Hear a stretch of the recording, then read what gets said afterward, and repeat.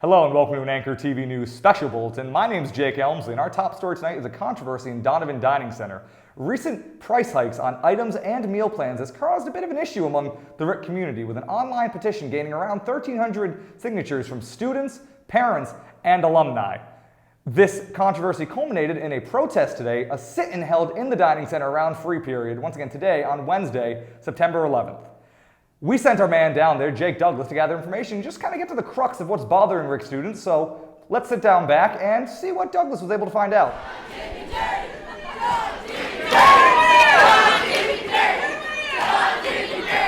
Hi, I'm Jake Douglas from Anchor TV, and I'm here with Emily, what's her last name? Page. Emily Page, and she's going to give us a little quick rundown of the protest going on right behind us.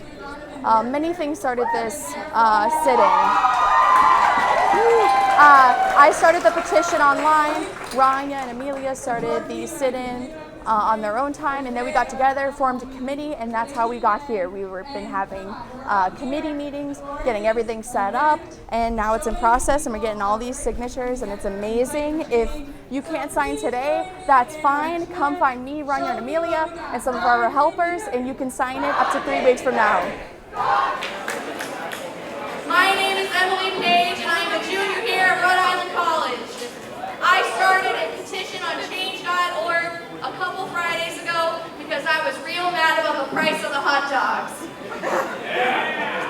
This change.org petition got 1,300 signatures.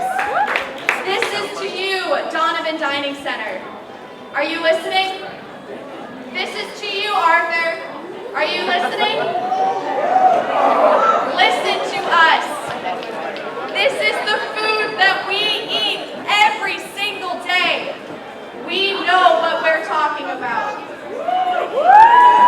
My name is Rania Traina. I'm a senior here at Rhode Island College, and I have been a part of the Rhode Island College community for the past 3 years. Besides being college students, we all have one thing in common. We could all agree that the food should not be an area of worry while being a student. Donovan has been at the pinnacle of this worry that has grown into a crisis across the campus. Food insecurity is not something people need to worry about. It's present on our campus. I myself and other fellow RIC students are dealing with food insecurities right here and now to various degrees. According to a study done by Still Hungry and Homeless, 36% of college students and university students experience food insecurity in the past 30 days. And I don't know about y'all, but that pisses me off. I am demanding the use of swipes from 7 a.m. until 12 midnight. There should never be a time limit on someone's hunger. My second demand is that unused swipes from the day should be used at the cafe. My last demand is that Don improves the food quality.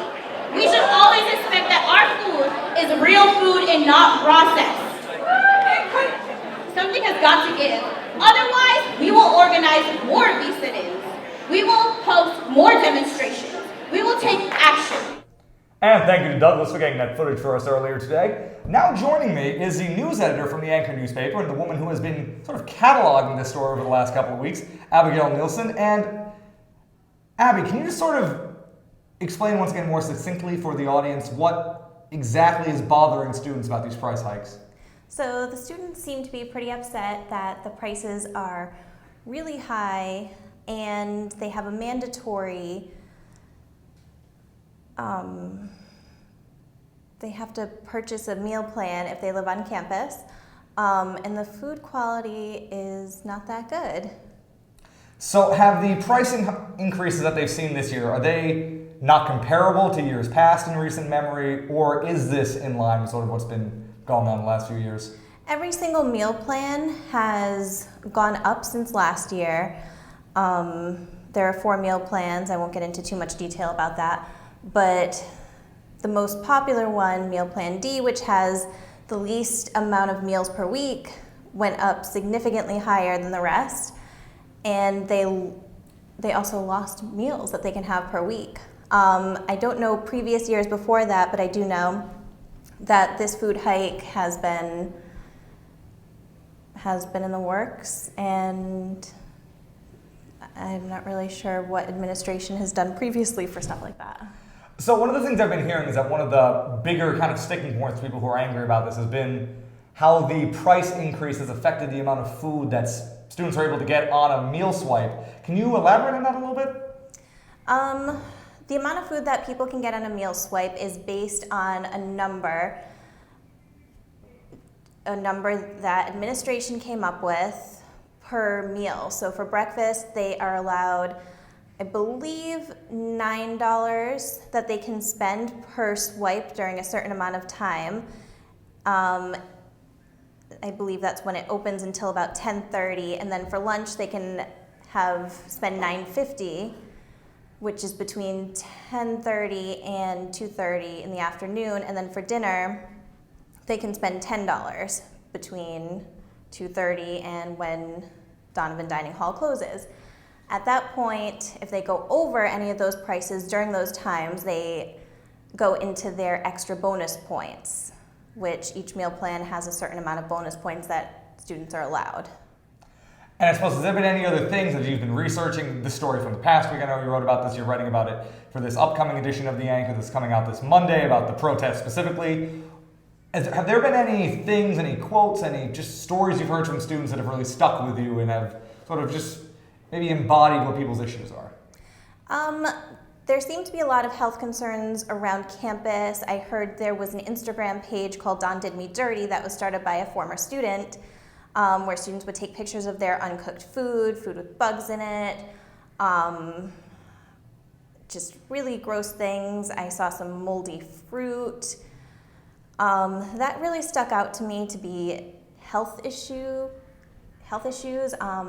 People reported being sick after eating the food. When I did a walkthrough, I did notice that there was nothing healthy other than the salad bar, and there were options, but there weren't significant health food options. All right, and do you think that this issue today is going to kind of be the last we hear of this, or do you think that this is going to persist to be an issue for at least the foreseeable future? This is going to persist to be an issue. Students do not want to back down, and administration is listening to students, but I'm not sure what their move is. All right, thank you, Abby. Thank you. All right, and from all of us here at Anchor TV News, thank you for joining us, and we'll be there next time something happens.